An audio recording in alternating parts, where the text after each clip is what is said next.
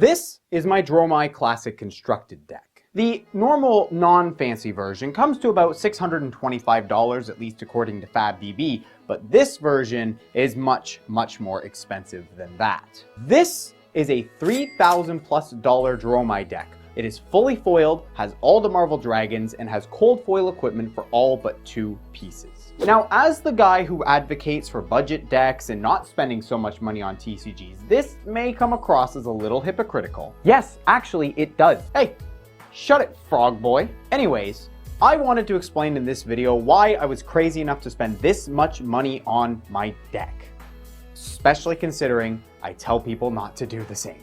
Also, this video is a part of a trifecta of videos. My friends Dell from Paranine and Brandon from Flesh and Blood Brothers will be putting out their own Dromai videos alongside of this one. One will be a lore video and the other will be a Blitz deck tech, so make sure you go check out their videos. The links will be in the description.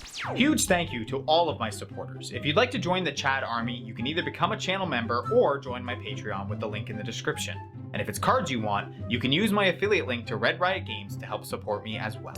Uprising's release brought the very first Marvel Flesh and Blood cards, the Dragons. I personally am a huge fan of dragons, and I have been ever since I was a child. I've always found them just really freaking cool. And really freaking cool is an understatement to these Marvel Dragons. These are some of the most beautiful trading cards I have ever seen in any game. They are works of art from top to bottom, back and front. But I wouldn't be willing to spend so much money on the deck if I thought that the cards were going to lose a ton of value. In fact, I think that most of the cards that I bought into are going to do the exact opposite. They're going to gain value over time. LSS is never going to print these cold foils and Marvels again, so there is a limited amount of them out there. And while it's enough for the player base right now, what do you think is going to happen in a few years when we get a new Draconic Illusionist and the player base has grown by several 100,000 players? Now, don't get me wrong, I doubt I'm ever really going to want to sell these cards, and so chances are the value of them is going to remain theoretical rather than actually being cash in my hands. However, I, and I'm sure some of you, have had a couple hard points in my life where I've been forced to sell cards that I own in order to come up with money that I suddenly needed. It's never pleasant to have to sell cards, but it is nice to have the ability to do so when times get rough. I personally view my card collection not only as game pieces, but investments and a safety net as well. But until the day where I'm hypothetically forced to sell these,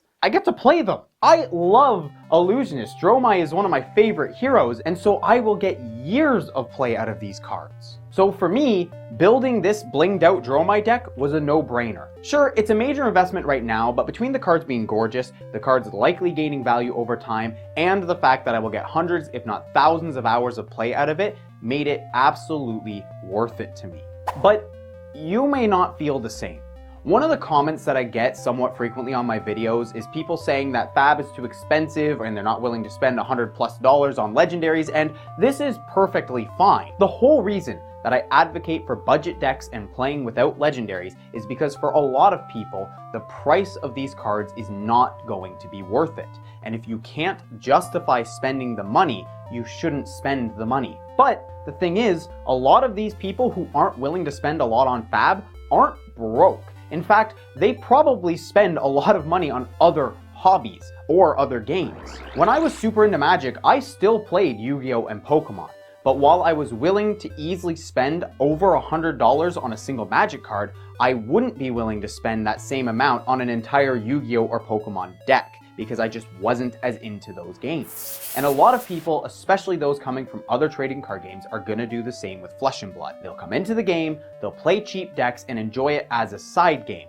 But over time, they may come to love the game more and more and more, and so it will be more and more worth it to them to buy the expensive cards, and you can turn casual fans into diehard fans with just a bit of time. But to enable that, people need a cheap entry. When it comes to spending money on card games, you need to assess your priorities and decide what is and isn't worthwhile for you. You should also keep in mind that when you're watching videos like mine or Dell or Brandon's, you're seeing people who are super into the game to the point where we're not only spending a bunch of money on it, but we're also spending a lot of time making content. And so if you're a casual player, don't at all feel pressured to spend the amount that I or others will spend on the game, because again, we have this as our number one hobby, whereas for you, it might be hobby number 2 or 3. I love Dromai, and I am very glad I built this blinged out deck. It means a lot to me, and it feels like it was money well spent, and that's the important thing. You need to feel like your money was well spent.